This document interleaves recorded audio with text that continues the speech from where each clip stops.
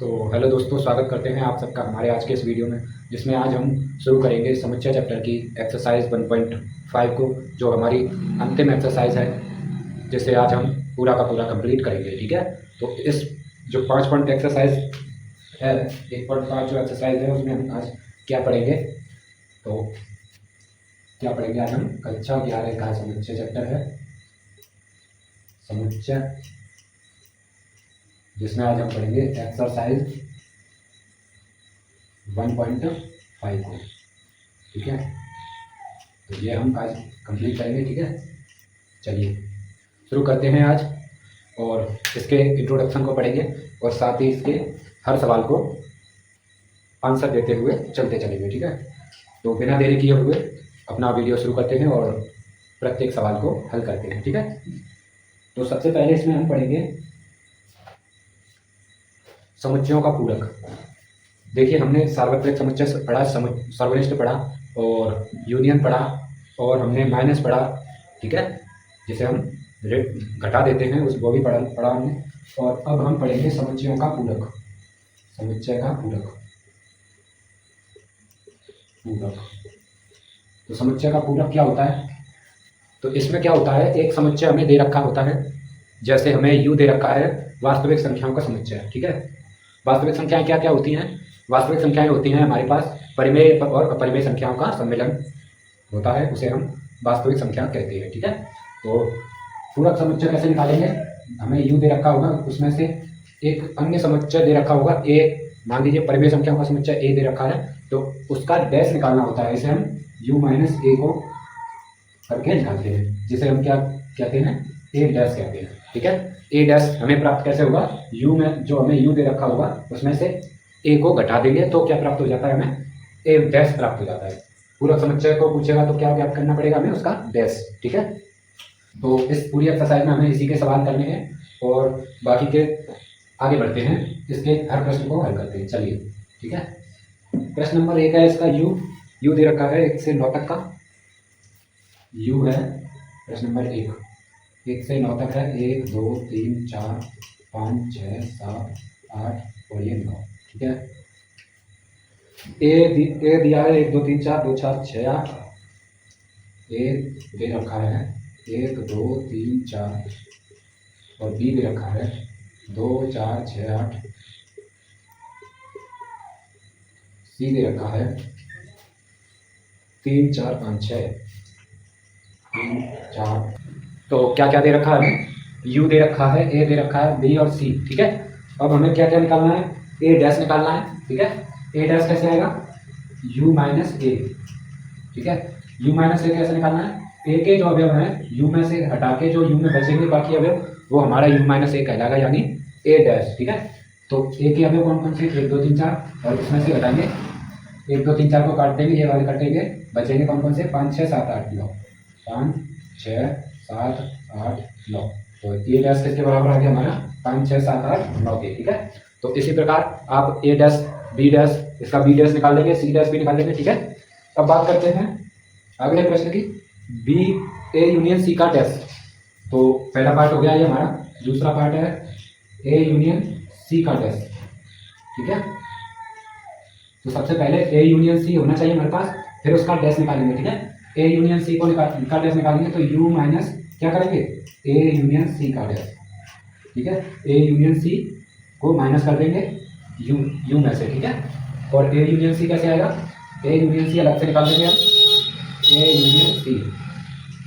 Union के लिए क्या करते हैं, जो ए के और सी के अवयव हैं उन्हें हम कंबाइन करके अलग एक समुच्चय बनाएंगे। तो क्या बनेगा? 1 2 3 4 और 5 6। ठीक है, ये हमारा ए यूनियन सी आ गया, और ए यूनियन सी को यानी इसको हम यू में से माइनस कर देंगे, और कौन कौन से अवयव बचेंगे? 1 2 3 4 5 6 कट गए, 1 2 3 4 5 6 यहाँ तक कट गए, कौन कौन से बचे? 7 8 9। तो क्या आंसर आएगा? 7 8 और 9। ठीक है, ये इसका फाइनल आंसर होगा। ठीक है, तो आपको समझ में आया कि किसी का पूरक कैसे निकालते हैं। जिस भी समुच्चय का पूरक निकालना है, सबसे पहले वो समुच्चय होना चाहिए। जैसे ए यूनियन सी का पूरक निकालना है तो सबसे पहले ए यूनियन सी निकालना पड़ेगा। ए यूनियन सी निकालने के लिए ए और सी का कंबाइंड समुच्चय जो सेट बना उसको निकाल लिया और फिर बाद में उसको u में से माइनस कर दिया। ठीक है, अब बात करते हैं प्रश्न नंबर 2 की, और इसके बाकी पार्ट आप सॉल्व करेंगे खुद, और जो पार्ट आपको कठिन लगता है उसे आप कमेंट बॉक्स में पूछ सकते हैं। ठीक है, तो चलिए दूसरे प्रश्न पर बढ़ते हैं। दूसरे प्रश्न में क्या दे रखा है और देखते हैं। u दे रखा है और दूसरे प्रश्न में भी आप दूसरे प्रश्न को भी आप कर लेंगे। दूसरे में u दे रखा है और a का पूरक, b का पूरक, पार्ट 3 में तीसरा c का पूरक, और पार्ट 4 में जो भाग इसका पार्ट है चौथा d उसका भी पूरक, सबका पूरक इसको अलग अलग निकाल लेंगे। पूरक यानी a का डैश, b का डैश, c का डैश और d का डैश। आप दूसरे प्रश्न को भी हल करेंगे, अपने आप करेंगे, जो भी ना आए आप कमेंट बॉक्स में पूछ सकते हैं। ठीक है, अब बात करते हैं हम तीसरे प्रश्न की। ठीक है, प्रश्न नंबर 3, पूरक क्या होता है। देखिए, पूरक समुच्चय ऐसा समुच्चय होता है जैसे हमें मान लीजिए एक u दे रखा है, वास्तविक संख्याओं का समुच्चय, वास्तविक संख्याओं का सेट दे रखा है। ठीक है, वास्तविक संख्याओं का समुच्चय दे रखा है और उसमें हमें पूछे एक अन्य सेट दे रखा है a, जिसमें दे रखा है प्राकृतिक सम संख्या, या यूं कहें कि परिमेय संख्याओं का समुच्चय, और अब a डैश पूछे तो परिमेय संख्याओं का समुच्चय नहीं है। ठीक है, जैसा पूरक क्या होता है ठीक उसका विपरीत होता है, जो a दे रखा है ठीक उसका विपरीत होता है। जैसे उसने बोला u क्या है, प्राकृतिक संख्याओं का समुच्चय। अभी तीसरे प्रश्न की बात करते हैं। सार्वत्रिक समुच्चय को मानते हुए, सार्वत्रिक समुच्चय क्या दे रखा है, प्राकृतिक संख्याओं के समुच्चय को सार्वत्रिक समुच्चय मानते हुए यह ज्ञात कीजिए कि ये 10 पार्ट हैं, इसमें 10-11 पार्ट हैं, तो ये हमें हल करने हैं। ठीक है, तो बात करते हैं पार्ट पहले की। x एक समप्राकृत संख्या है, समप्राकृत संख्या है तो विषमप्राकृत संख्या, इसका डैश आ जाएगा। ठीक है, और या यूं कहें कि समप्राकृत संख्या नहीं है। ठीक है, अब बात करते हैं पार्ट 2 की। एक विषमप्राकृत संख्या है और इसका डैश कैसे निकालेंगे, एक विषमप्राकृत संख्या नहीं है, या यूं कहें कि एक समप्राकृत संख्या है। ठीक है, इसका डैश आ जाएगा। और पार्ट 3 में है x संख्या 3 का एक धनगुणज है, तो इसका डैश कैसे निकालेंगे, x संख्या 3 का धनगुणज नहीं है। ठीक है, चलिए पार्ट 4 की बात करते हैं। x संख्या एक अभाज्य संख्या है, तो इसका डैश कैसे आएगा, एक अभाज्य संख्या नहीं है। ठीक है, x एक अभाज्य संख्या नहीं है। पार्ट 5 में है x जो है 3 और 5 से विभाजित होने वाली एक संख्या है, तो इसका डैश कैसे निकालेंगे, x 3 और 5 से विभाजित न होने वाली संख्या है। ठीक है, पार्ट 6 में बात करते हैं x एक पूर्ण वर्ग है, पूर्ण वर्ग संख्या है, तो बात करेंगे इसकी x एक पूर्ण वर्ग संख्या नहीं है। ठीक है, डैश निकाल लेंगे तो ठीक उसका विपरीत करेंगे, जो हमें समुच्चय दे रखा है उसका विपरीत हम डैश बना देते हैं, वही हमारा डैश कहलाता है। ठीक है, डैश क्या होता है, पूरक समुच्चय। ठीक है, और 7वें प्रश्न में है पार्ट 7 में x एक पूर्ण घन संख्या है, तो x एक पूर्ण घन संख्या नहीं है। ठीक है, x + 5 बराबर 8 है, तो x + 5 बराबर नहीं है 8 के। ठीक है, 2x + 5 9 के बराबर है, तो 2x + 5 नॉट इक्वल टू 9। ठीक है, x जो है 7 से बड़ा है या 7 के बराबर है, तो यूँ कहेंगे हम x जो है 7 से छोटा है। ठीक है, ठीक इसका विपरीत, इसने बोला 7 से बड़ी है या 7 के बराबर है, तो हम कहेंगे 7 से छोटी है। ठीक है, इसका पूरक हो गया 7 से छोटी। और पार्ट 11 में क्या है, 2x + 1 का मान जो है बड़ा है 10 से, यानी 2x प्लस, इसका पूरक कैसे आएगा, 2x + 1 का मान छोटा है 10 से। ठीक है, इसका पूरक आ जाएगा। पार्ट अब बात करते हैं प्रश्न नंबर 4 की। ठीक है, प्रश्न नंबर 4 की तरफ बढ़ते हैं।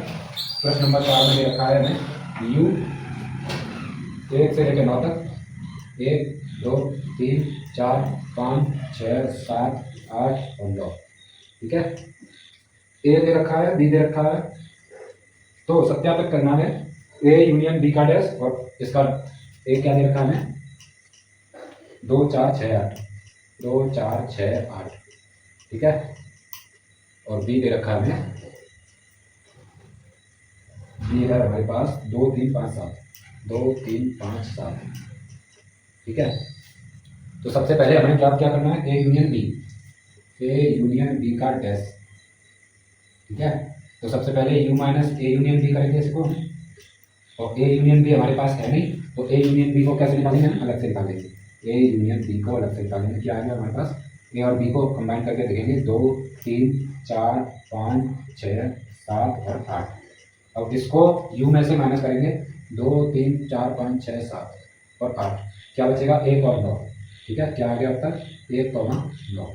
यही हमारा अगला जो इसका LHS हो गया। ये RHS कैसे आएगा, A dash intersection B dash, ठीक है।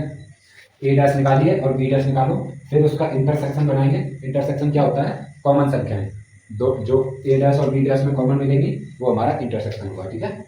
चलिए A डैश क्या निकलेगा हमारा, A कहाँ है हमारा, A डैश 2 4 6 8 और 2 4 6 8, इसको घटा दिया इसमें से, ठीक है।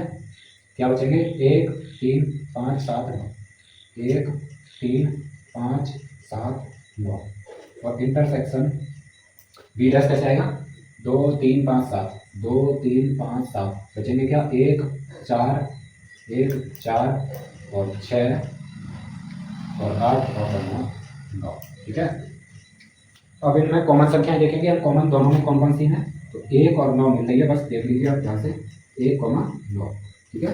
तो ये RHS आ गई और ये LHS आ गई, LHS और RHS बराबर है, ठीक है। तो ये कैसा हो गया, सिर्फ यही सत्यापित करना था हमें, ठीक है। अब बात करते हैं प्रश्न नंबर 5 की। तो प्रश्न नंबर 5 में है वेन आरेख खींचना है। तो प्रश्न नंबर 5 को हम वेन आरेख खींचना अलग से एक वीडियो में बनाना सिखाएंगे कि प्रश्न नंबर 5 के जो वेन आरेख हैं कैसे खींचे जाते हैं, ठीक है। तो इसके लिए अलग से वेन आरेख की एक वीडियो आएगी आपके डिमांड पर, जब अगर आप चाहें तो, ठीक है। अब बात करते हैं प्रश्न नंबर 6 की। प्रश्न नंबर 6 पर बढ़ते हैं।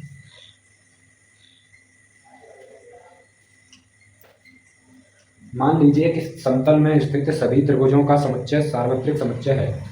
एक U दे रखा है हमें, U यानी सार्वत्रिक समुच्चय दे रखा है। वो क्या है, किसी समतल में स्थित सभी त्रिभुजों का समुच्चय है। कोई समतल है उसमें सभी त्रिभुज हैं, सारे के सारे त्रिभुज हैं, ठीक है। ऐसा U दे रखा है और यदि A उन सभी त्रिभुजों का समुच्चय है जिनमें कम से कम एक कोण 60 डिग्री से भिन्न है, तो A डैश क्या होगा, क्या मतलब है A डैश, A का मतलब है कोई ना कोई कोण 60 डिग्री से भिन्न है। एक कोण जो है, दो कोण 60 हो सकते हैं लेकिन तीसरा कोण 60 नहीं हो सकता, ठीक है। कम से कम एक कोण जो है 60 डिग्री से भिन्न है, अलग एक कोण जो है 60 डिग्री से अलग होना चाहिए उसमें, ठीक है। तो चलिए बात करते हैं, A डैश क्या होगा, सारे के सारे 60 डिग्री होंगे उसमें, ठीक है। ठीक इसका विपरीत करना है, जो उसमें A बोला है उसका ठीक विपरीत उसका A डैश कहलाता है, ठीक है।